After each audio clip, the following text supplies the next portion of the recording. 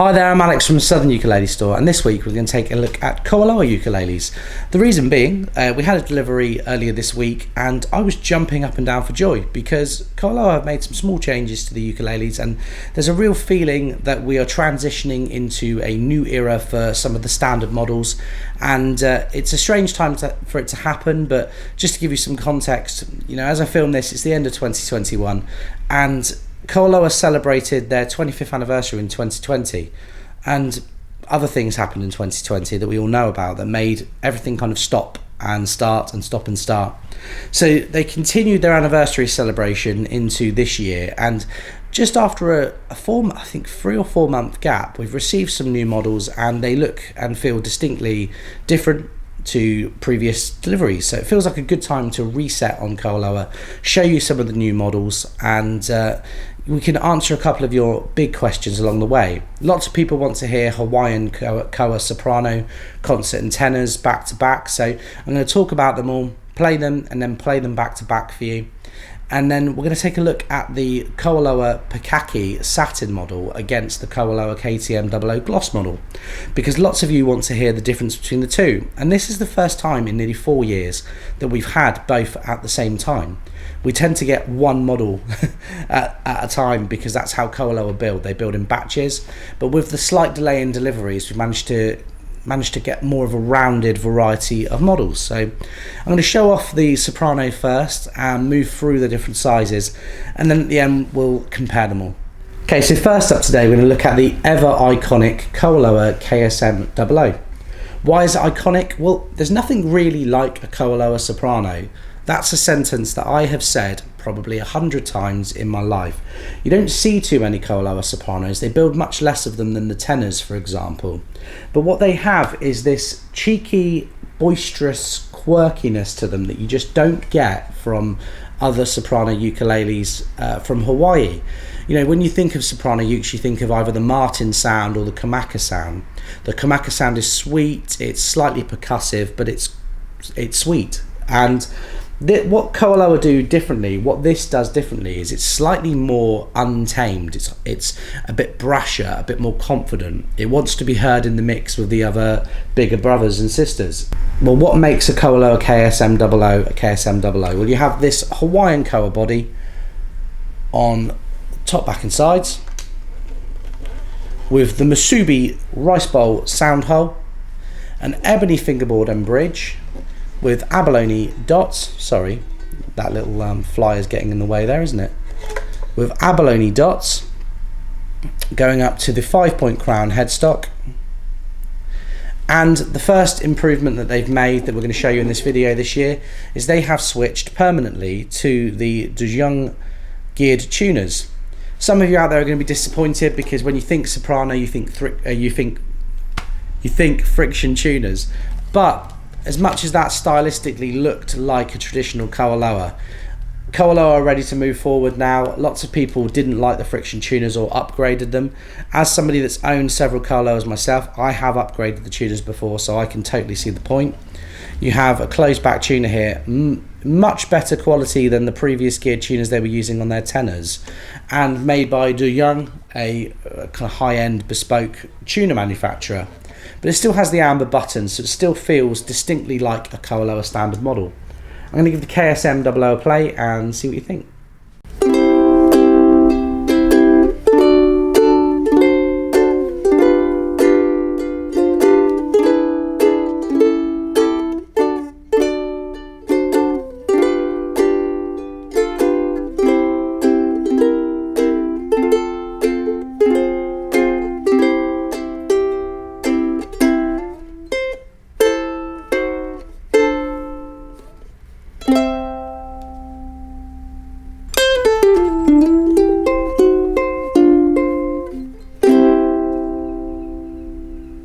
Okay, next up today we're going to take a look at the KoAloha KCM-00.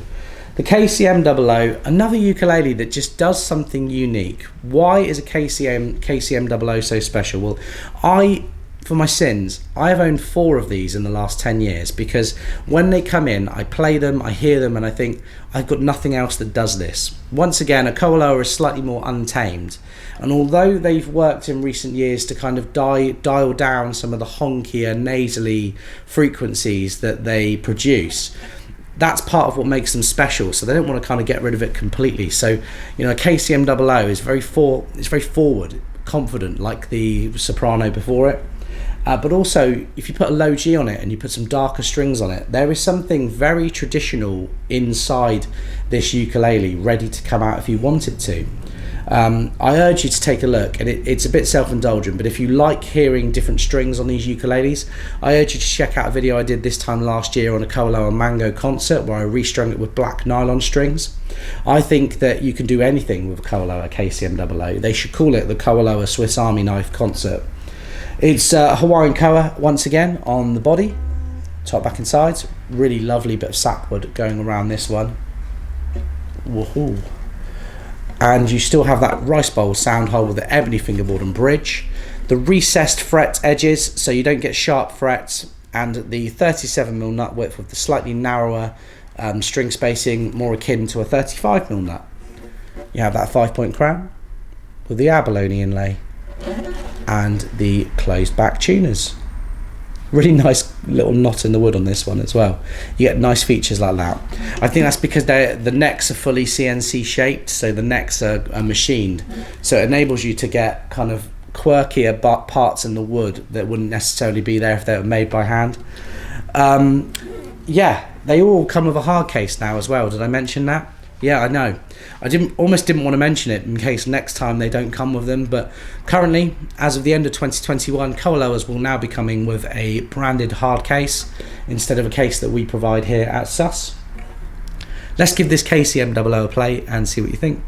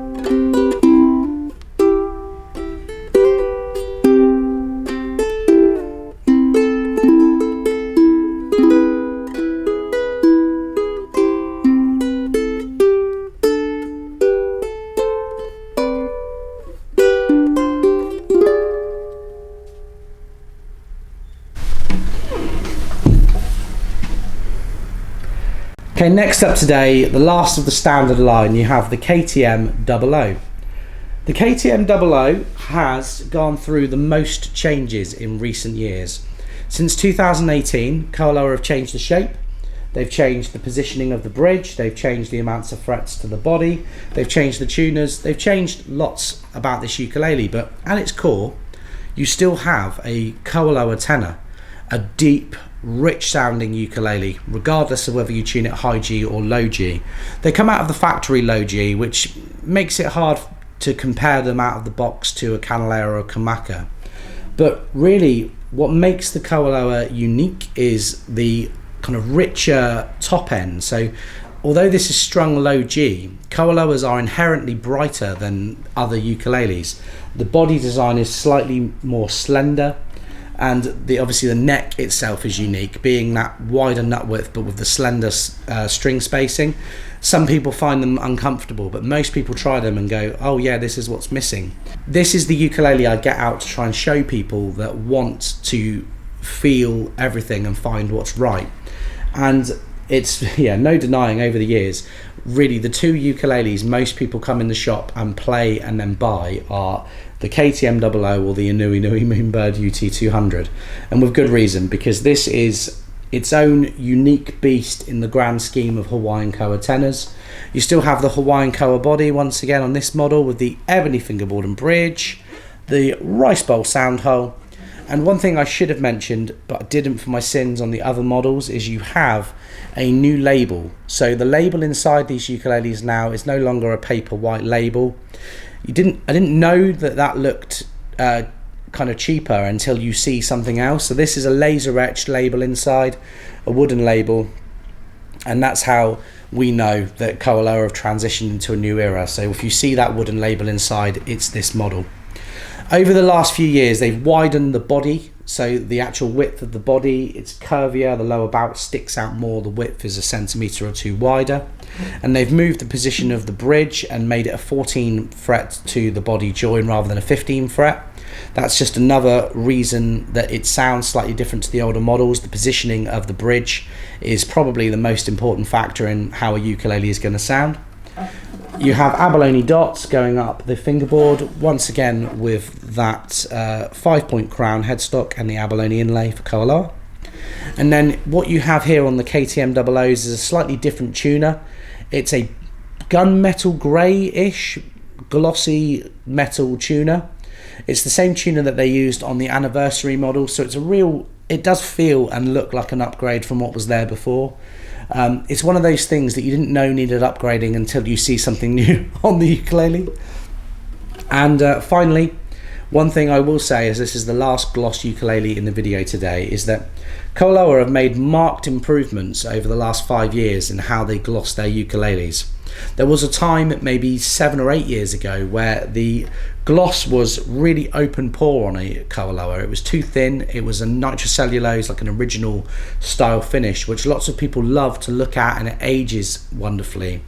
But it wasn't that strong against issues over time. So these modern gloss finishes are so incredibly even, and for the first time you can really say hand on heart that KoAloha are building a product that competes cosmetically with a kanile'a or a kamaka. I'm going to give the KTM-00 a play, but stick around because next we're going to take a look at the Satin version and then compare the two.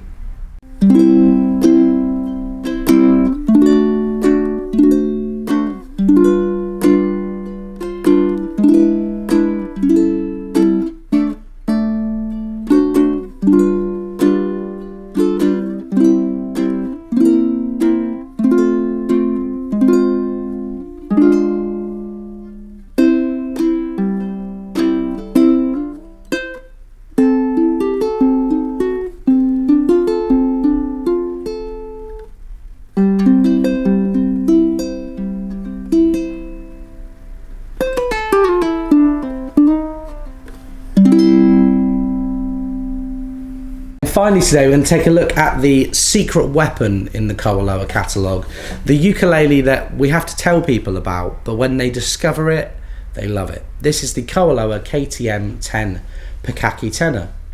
Why is this model less revered and less sought after than the gloss model more often than not? Well, I think satin finishes usually have less featured koa. But that's not the case with any of these. If you look at the links in the description that I've provided, you'll see that the koa used on these models is I nearly swore, it's glorious. Some of the nicest KoAloha ukuleles I've ever seen. Some of the darkest koa I've ever seen. This one is just a bit more conventional, but sound-wise, there's something about that Pikaki model that you can't replicate on the other KoAlohas. I think what it is the gloss finish adds some vibrancy. I think most of us watching this video know that. Gloss finish adds a bit of attack, and KoAlohas are instruments that are really primed and ready for a very hard player to kind of ring out. They're almost a drum in how they respond. The satin finish does something slightly different. So it smooths out those frequencies. So the low G string feels deeper. And the A string, if you play single notes up the fingerboard, what you get is a less untamed, I don't want to say tame because it's still a KoAloha, but a less untamed sound. It's smoother, it's more refined, it's more kamaka-like. So if you love KoAloha but you want the traditional Hawaiian sound, then the Pikaki model is the one that you will be looking at. You have the koa body once again, and all the rest of the spec is the same as the KTM-00. You have abalone markers on the fingerboard with a CNC shaped neck, 37mm nut width with the narrower string spacing, the 5-point crown with those new improved De Jong tuners. So I'm going to play the KTM-10 for you now, and then what I'm going to do before we sign off on the video is just compare the glossy KoAloha tenor to the satin KoAloha tenor, so that you've got reference going forward.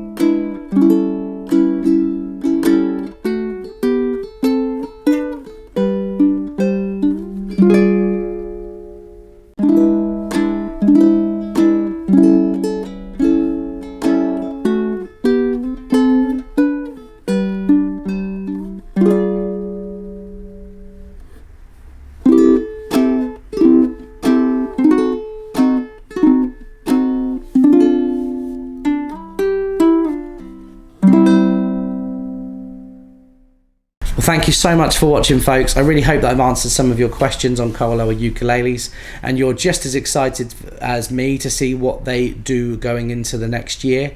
If you have any questions, you can contact us in store on 01202 430 820, or you can email me and the team at alex@ukulele.co.uk. If anyone's noticed out there, we've got a new hat design here. So we've got the a couple of new hats on the website. I'll put a link in the description. Lots and lots of people always ask where I get my hats, so I thought it made sense to make a Southern Ukulele Store hat that looked like some of my other hats. And yeah, I just thank you very much for watching. I will be back next week. Have a great day. Take care.